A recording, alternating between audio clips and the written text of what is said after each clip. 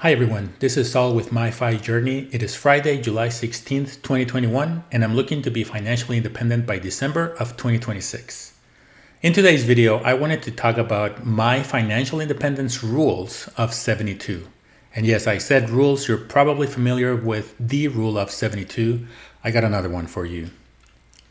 So the first rule is probably the one you're pretty familiar with, and that is the one that lets you know how many years it's going to take you to double the amount of investments that you put in any particular investment vehicle.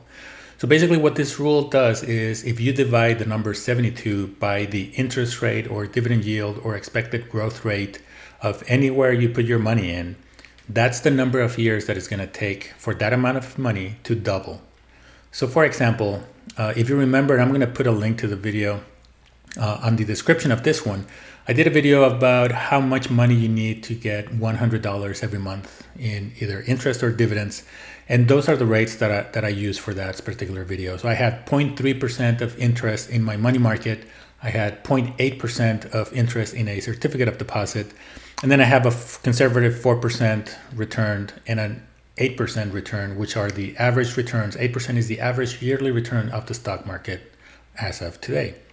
So with this formula for those example rates, you can see that at 72 divided by the 3% interest of a money market right now, you would have to wait 240 years to see that money doubled. I don't know about you, but I'm not going to be around in 240 years. So maybe my great grandkids are going to get to see those $20,000 turn into $40,000 after 240 years. If you keep going down that table and you get to today's yearly average return rates for the stock market, you're going to see that 72 divided by 8, it's only 9 years that you would have to wait to double your investment.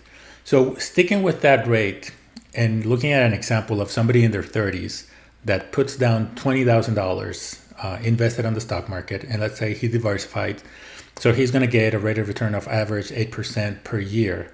That somebody would have to wait 9 years. So at age 39, they would see their $20,000 turn into $40,000. And this is only assuming the rate of growth. This is not by that person adding more money every month or every year into that investment. They only had $20,000, they invested it, and now they're just letting it grow at the dividend or expected growth rate of 8%. So by age 39, they're going to see that double to $40,000. With another 9 years, now to 48 years old, they're going to see those $40,000 turn into $80,000. And then the same applies 9 years later from 48 to 57-year-old. Now you see $80,000 turn into $160,000 and so on. So this rule is basic. It's pretty accurate. It's not exact, but it's pretty accurate to where if you divide 72 by the number of your interest or your dividend yield or your expected growth, that is going to be the number of years that is going to take you to double the amount of money that you put in. And it doesn't matter if that amount of money is $10,000, $20,000, $100,000, $1 million, it does not matter. 72 divided by your rate is going to be the amount of money that is going to be the number of years before that amount of money doubles. So the second rule of 72 is something that I try to go by pretty much since 2 years ago. And that is the amount of hours that I would recommend everybody wait before making a purchase of something that they might not usually buy. Obviously, if you run out of food or groceries, don't wait 3 days to go do your grocery shopping. You need to do that right away. But here I'm talking more about, let's say you saw something like maybe a leather jacket on sale or a winter coat for sale, 25% off sale, which is a pretty good deal. But I would recommend, just because it's in sale, you don't have to buy it, right? So I would recommend wait 72 hours, wait 3 days. Maybe go home and check your wardrobe. Maybe you got more coats than you need. So there's no really need to buy another one just because it's on sale. Remember, just because something is on sale does not mean you need to go buy it. It's not practical.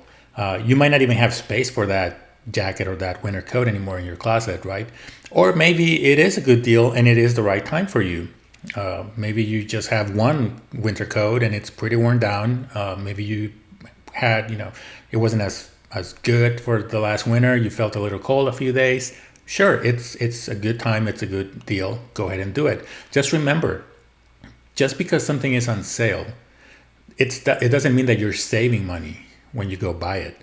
After all, you are going, or maybe doing it online. You're putting in your credit card, your debit card, you're handing cash down, you're spending money. And what this rule basically prevents is you spending money on something that you don't need, because that's the last thing you can do, or the worst thing you can do really, to reach financial independence. And that's just buying stuff just because they're on sale. Yeah, it's 25% off. Sure, you would be saving a quarter of its original price, but you're saving even more if you just don't buy it because you don't need it. So I hope this information was useful to everybody. If you like this video, give it a thumbs up. That's going to allow others to see this video in their feed. And always make sure to subscribe to my channel so that when I post the next video, you get alerted. Thank you.